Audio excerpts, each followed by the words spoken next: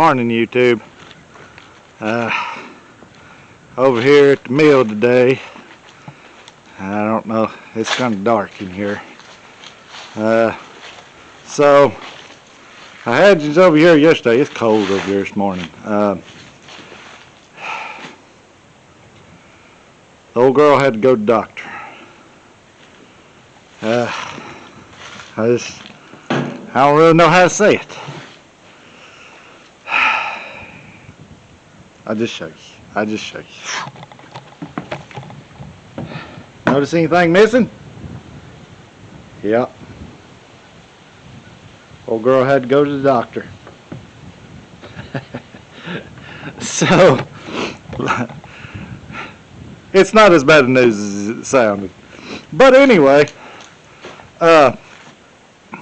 long story short, I was over here yesterday, and I got a little bit of footage yesterday, but didn't get any of it sawing.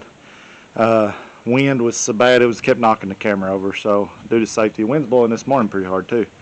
Hope you can hear me good. But anyway, we started sawing some really nice poplars. It was about too big for the mill, honestly. The saw wouldn't even cut it all the way through as far as I complete, but made some nice, pretty poplar log boards, all great and grand. Problem is, and I've been fighting this problem off and on. One log it'll do decent, next log it'll show itself. Is I'm getting really bad wavy cuts, and I mean, some people can deal with them. I'm used to a band mill, so I know I'm expecting a little bit more perfection that the band mill gives, but these I just couldn't deal with. Long sweeping waves, I was getting, in a 12-foot span, I was getting 3/8 of an inch variation on some of these stuff, so it just destroying the log in a sense. So me and Dad broke down and we just stopped. We got a saw shop pretty close to us. It's probably, I don't know, 4 miles up the road, thankfully. But that's what they actually do, is they hammer and tension the big blades. They even sharpen, they do it all. But so we down and broke down, took it up there, let them work on it. It said it'd be back in about a week. One of the reasons I took it up there is you could watch it kind of wave while it was running. It wouldn't stand up and stay true. You get it to set still for just a second, and then it looked like it was going right back out. So it was walking the guides back and forth. So hopefully the blade is the problem, and not something to do with the mandrel. I'm pretty new, pretty green at this. The guys at the saw shop tended to agree that that was a good place to start for the price. For my blade, wasn't but $104 to have it cleaned, hammered, and retensioned. So the blade, I know at least the past 30 years history of the blade, and 25 of those years has been sitting outside in the weather. Who knows, I mean, like growed up, who knows what kind of pressure or anything's been put on it. I don't think it's cracked or anything, but anyway, it's at the doctor's. Today, if I can get warm, man, I didn't think it was going to be this cold out here. That wind will cut. Today and yesterday evening, I started working on new chain drag system. I knew the system that I had on there was temporary. It was off of the original, sitting out in the weather for many years. It was too short for what I wanted, so I started working on yesterday an upgraded version. But there it is. See, it goes way up here, and I got to get my box, my trough. I just got it temporarily held in place right now. I'm surprised it actually stayed there throughout the night.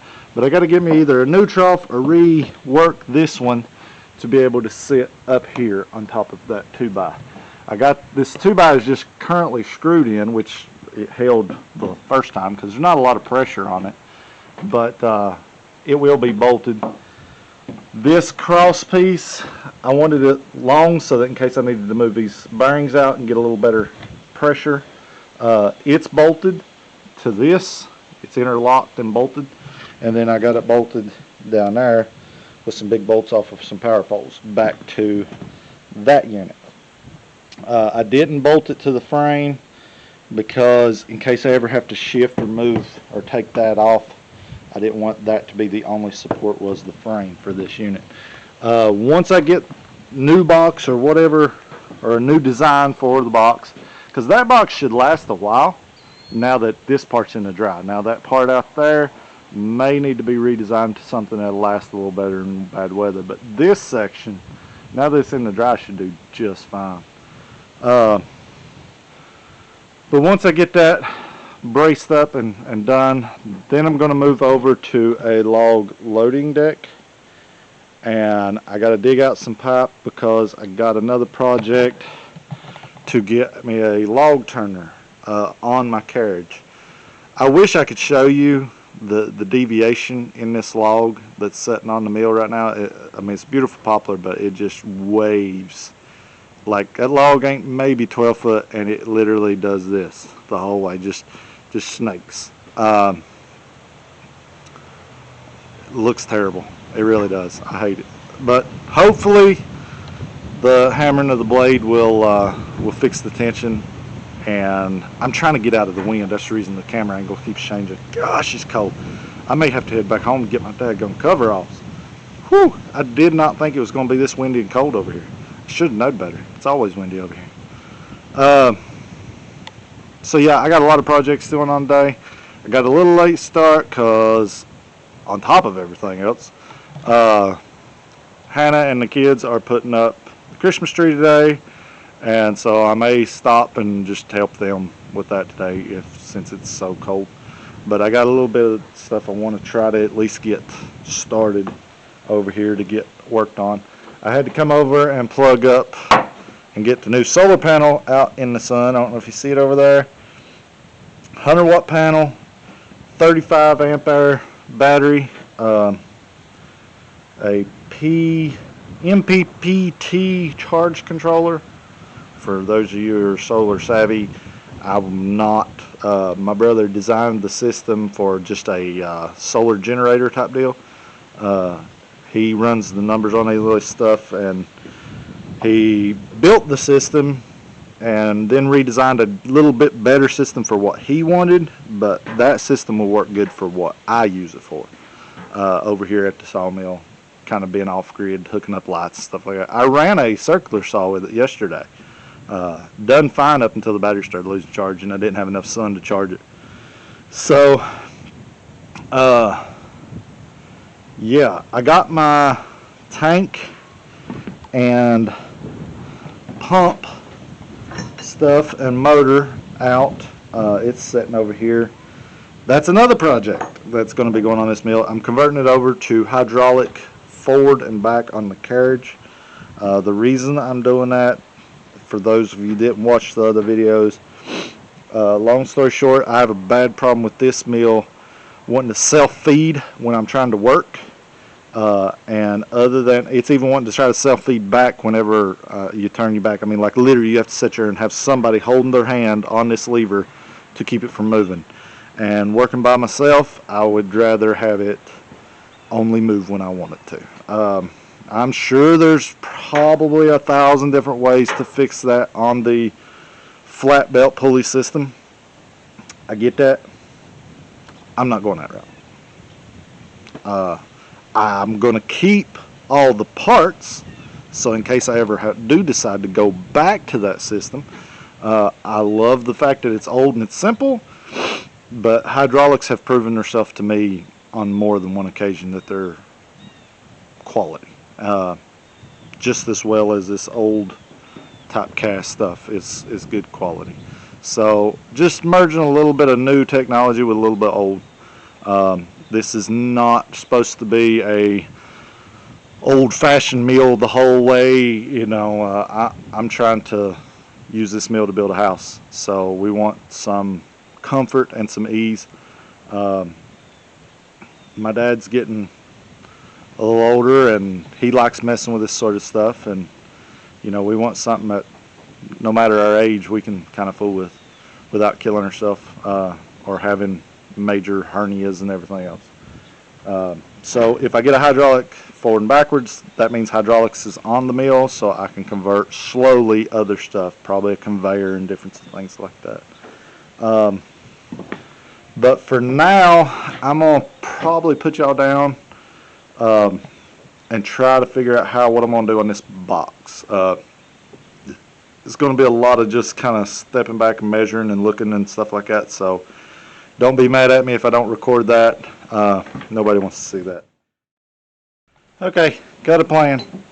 I'm going to take this 8-inch wide board, set it up there, move my whole trough over, line it up straight where I want it. Then I'm going to set my trough up and on it. And that'll leave about 8 inches of exit in the trough before it gets to this, which isn't going to hurt anything. I think it'll be fine.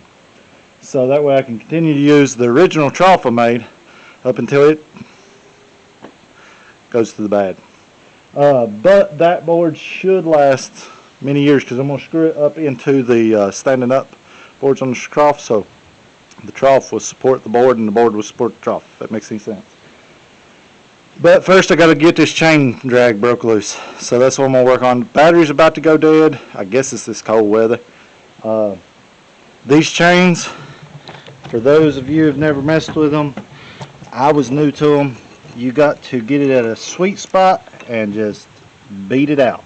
And then once you beat it out, then you can put it back together. Same way you knocked it out. It basically just wedges itself.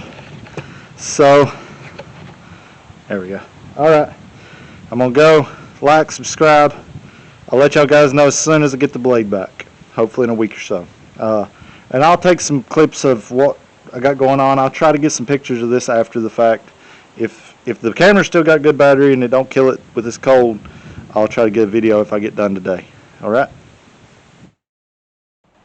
Alright. So, I was going to try to start it up and run it.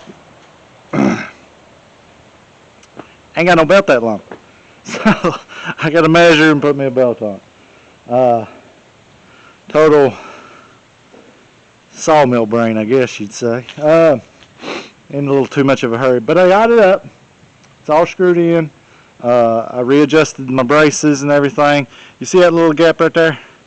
That's the shortness distance. I'm not going to worry about that little bit at all because it still acts as a trough, so it doesn't fall off. It'll be great. I do plan on, as you see the chain coming down right there, the drag chain, I'm going to put a box. I'm going to build me a little 1-inch thick, use probably pine the same way I did that. Just a little shield. It ain't going to be holding anything or nothing like that.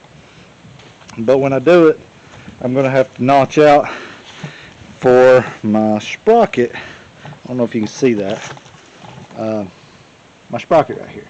This is going to be the sprocket for my chain drive that my motor, hydraulic motor, will set right about here and mount back down into this solid piece here. And I'll have a hydraulic motor, and I'm going to have the controls. I'm going to build a little box over here, same basic location as this because it's a handy location, but it'll be a little box just setting up a couple feet or so off of that, that my controls will actually sit on a lever to work back and forth.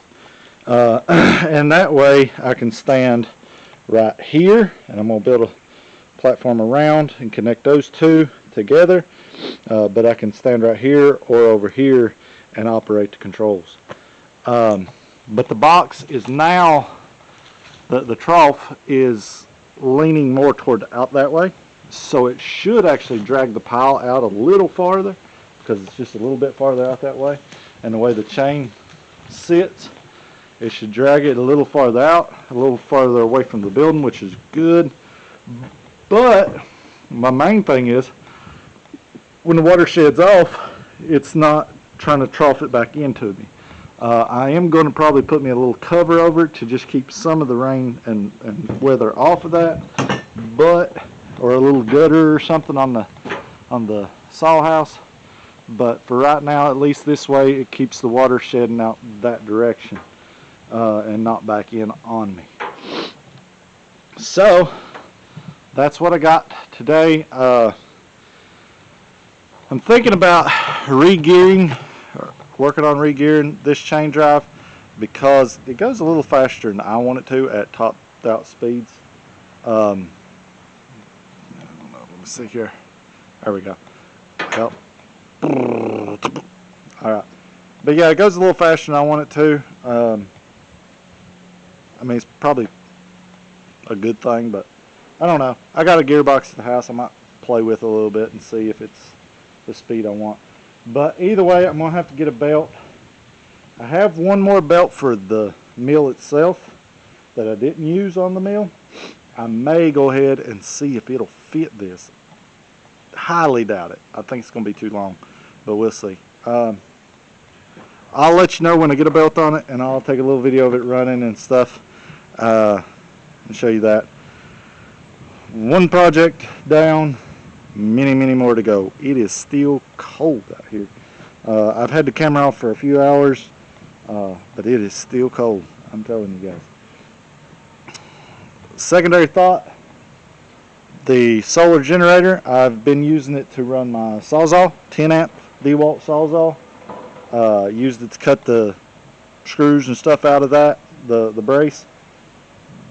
Love it. It's a lot better than firing up the old Briggs & Stratton generator, which, don't get me wrong, never failed me and works great for big stuff, but man, that thing is heavy and loud for just 2 seconds of cutting. And then you're jerking like crazy on it trying to get it to start too, because every time it ain't been started in a while. So yeah, anyway, got that up, we're good to go.